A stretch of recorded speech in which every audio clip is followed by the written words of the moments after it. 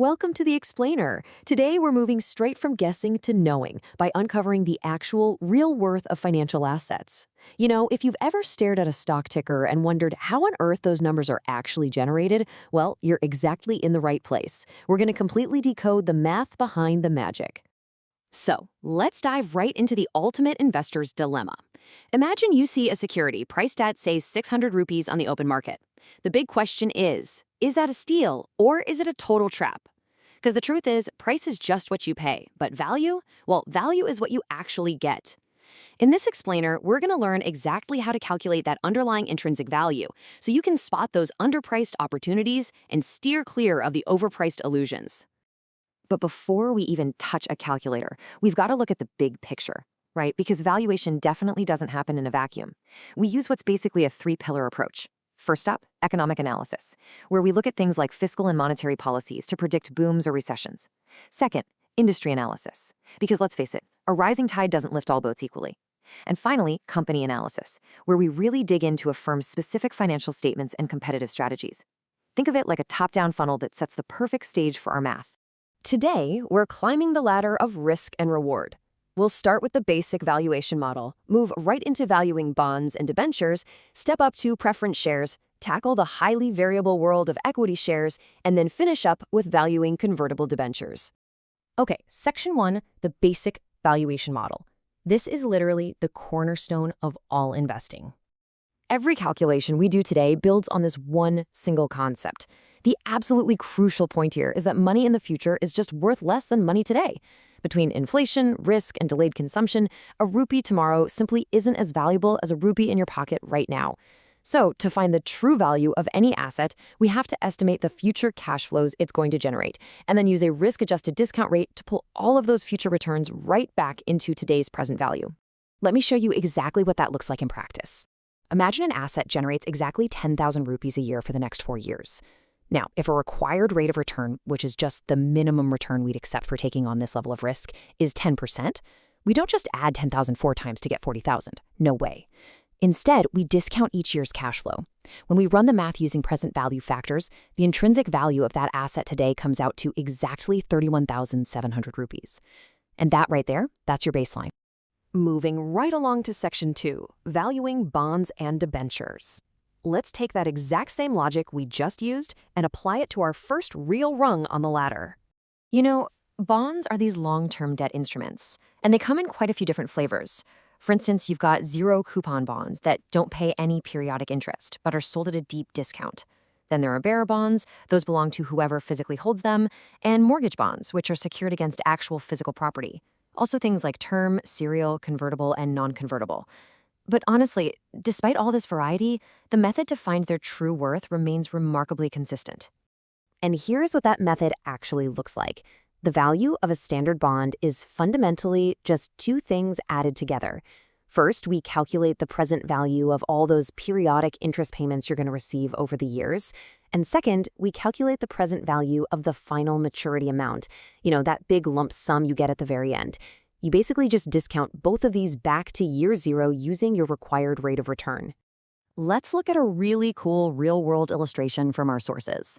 Say we have a bond with an 800 rupee face value that pays 9% interest. That means 72 rupees a year, right? And it matures in 5 years. Now, the market is pricing this bond at 600 rupees right now. So the million-dollar question, do you buy it? Well, if our required rate of return is 15%, we discount those 572 rupee payments, and we also discount that final 800 rupee payout. When we add those present values together, we get an intrinsic value of 639 rupees and 11 paise. Since 639 is obviously higher than that 600 rupee asking price, boom, there's our signal. It's completely underpriced, you buy it. All right, Section 3, valuing preference shares. Time to step up the ladder to something a little bit more unique. To really wrap your head around preference shares, you kind of have to look at the extremes first. On one hand, you have bonds. They're incredibly secure, offer protection of principal, but they have a very fixed, limited upside. On the other hand, you have equity shares. These offer variable, massive potential rewards, but obviously they come with the highest risk. You can think of preference shares as this perfect hybrid sitting directly in the middle. They essentially act as a bridge, carrying less risk than equity, but a little more risk than your highly secure bonds. And honestly, this brilliantly illustrates exactly why they're called preference shares in the first place. Like bonds, their dividend rate is usually specified up front, but crucially, they get priority.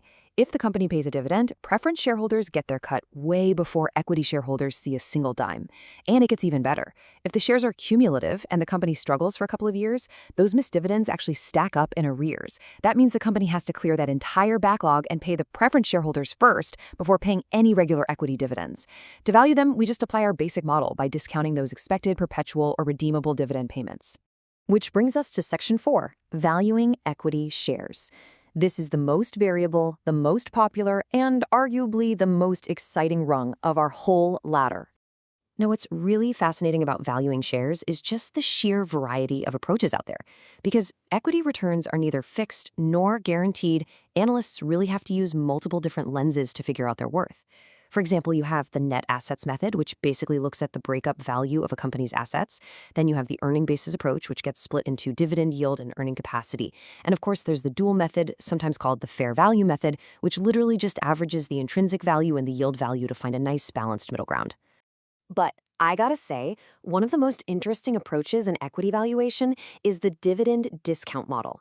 This model assumes that a stock's true fundamental value is essentially nothing more than the sum of all its future dividends pulled all the way back to today's present value.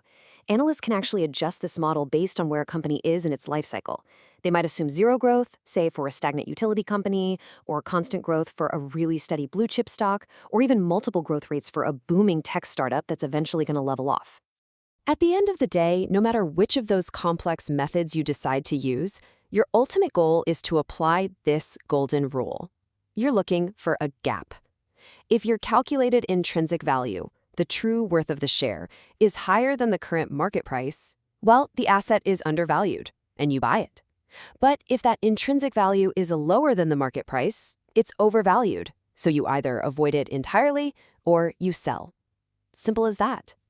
Finally, Section 5, valuing convertible debentures. Let's tackle the ultimate hybrid instrument on our ladder. Let's see how this builds on everything we've talked about so far. A convertible debenture basically gives you all the safety of a bond, meaning you get regular interest payments and principal protection, but it comes with this amazing built-in superpower, the option to literally transform that debt into company stock. This entire process is governed by what's called the conversion ratio. So, for example, a 1-to-10 ratio means you can hand in your one bond and receive exactly 10 equity shares in return.